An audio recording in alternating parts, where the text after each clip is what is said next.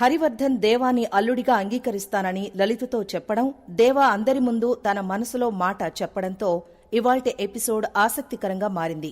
దేవా మిథునకు అందరి ముందు ప్రపోజ్ చేస్తానని అనుకుంటాడు. ఇక దేవాని చంపడానికి సీరియల్ కిల్లర్ ఫంక్షన్కొస్తాడు.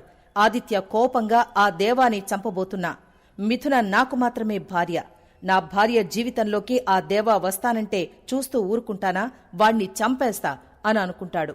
హరివర్ధన్ దేవా గురించి ఆలోచిస్తూ ఉంటాడు. లలిత భర్త దగ్గరకొచ్చి దేవా గురించి ఆలోచిస్తున్నారు కదా, ఈ రోజు మీరు మిథునకు చెప్పాల్సిన నిర్ణయానికి చివరి రోజు. పిల్లల్ని కన్నాం కదా అని శాసించే అధికారం మనకుండదు కదండి. పిల్లల ఇష్టాలను మనం గౌరవించాలి. మిథున దేవాని కోరుకుంటోంది. దేవా కూడా మిథునను భార్యగా అంగీకరించాడు. ఇప్పుడు మనమందరం సంతోషంగా ఉండడం మీ నిర్ణయం మీదే ఆధారపడి ఉంది. మీ నిర్ణయం ఏంటి అని అడుగుతుంది. ఒక రౌడీ చేతిలో నా కూతురి జీవితం పెట్టడానికి నాకు చాలా భయం వేస్తోంది. కాని దేవా మన అలంకృత జీవితం కాపాడడమే కాకుండా ఆడపిల్ల కోసం తన జీవితాన్ని నాశనం చేసుకోవడానికి కూడా రెడీ అయిపోయాడు. తన మంచితనాన్ని తానే నిరూపించుకున్నాడు. అందుకే దేవాని అల్లుడిగా అంగీకరించాలని నిర్ణయించుకున్నాను అనంటాడు. లలిత చాలా చాలా సంతోషపడుతుంది. మిథునకు ఈ విషయం తెలిస్తే ఎగిరి గంతేస్తుందని అంటుంది.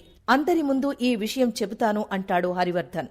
ఆదిత్య కిల్లర్కి కాల్ చేసి స్పాట్లోనే దేవా ప్రాణం పోవాలని చెప్తాడు. ఇక పార్టీలో జ్యూసులు తాగుతూ శ్రీరంగం ఎంజాయ్ చేస్తూ ఉంటే హడావిడిగా సూర్యకాంతం వచ్చి మనం ఎప్పుడు పడితే అప్పుడు డబ్బులు అడుగుతున్నామని, ఆ త్రిపుర మనల్ని చంపడానికి సీరియల్ కిల్లర్ని రప్పించిందని పెద్ద గన్ కూడా చూశానని అంటుంది. అది విన్న శ్రీరంగం, పెద్ద పిల్లిని నీ మీదకి విసిరితే భయంతో చస్తావు, నీకోసం ఎందుకంత ప్లాన్ చేస్తారు, పైగా మనం అడిగిన 5-10 లక్షల కోసం 50 లక్షలు ఖర్చు పెట్టి సీరియల్ కిల్లర్ ని పిలిపించిందా, నిన్నేమైనా కోతి కరిచేసిందా అని వెళ్లిపోతాడు. ఈ విషయం ఎవరో ఒకరికి చెప్పాలని కాంతం పరుగులు తీస్తుంది. హరివర్ధన్ అందరి ముందో మాట్లాడుతూ, ఈ బర్త్డే నా కూతురికి చాలా చాలా స్పెషల్, తన జీవితంలోకి ఒక అద్భుతం అడుగు పెడుతున్న రోజు అని అంటాడు. నా కూతుర్ని అపురూపంగా పెంచుకున్నా, యువరాణి లాంటి తనను యువరాజు లాంటి అన్నీ ఉన్న అబ్బాయికి ఇవ్వాలనుకున్నాను అని చెబుతూ, దేవా బలవంతంగా తాళి కట్టడంతో నా కూతురి జీవితం నాశనమైందనుకున్నాను. దేవా కోసం తనకు తన కూతురికి మధ్య చిన్నపాటి యుద్ధమే జరిగిందని, ఆ యుద్ధానికి నా నిర్ణయంతో ముగింపు చెప్తున్నాను అని తన నిర్ణయం చెప్పే టైంకి దేవా ఆపుతాడు.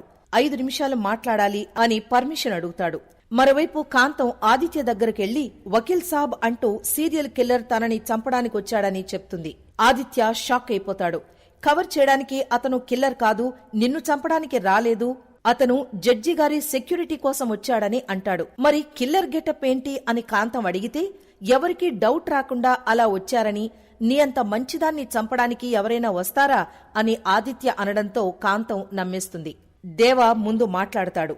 మిథున, నేనూహించకుండా నా జీవితంలోకొచ్చిన పేరిది. ప్రతి క్షణం నన్ను వెంటాడిన పేరు, నన్ను నేను ప్రశ్నించుకునేలా చేసిన పేరు. నేనంటే కొంతమందికి భయం, కొంతమందికి కోపం, కొంతమందికి అసహ్యం. కని పెంచిన వాళ్లకు బాధ. గత కొన్నేళ్లుగా అదే నా ప్రపంచం. ప్రేమ, బంధాలు అన్నీ చచ్చిపోయాయి. నా లైఫ్కి గ్యారంటీ లేదు. కాబట్టి నన్ను నేనే చంపేసుకున్నా. అన్నీ చంపేసుకున్న నా జీవితంలోకి బలవంతంగా కట్టిన తాళితో వచ్చింది మిథున.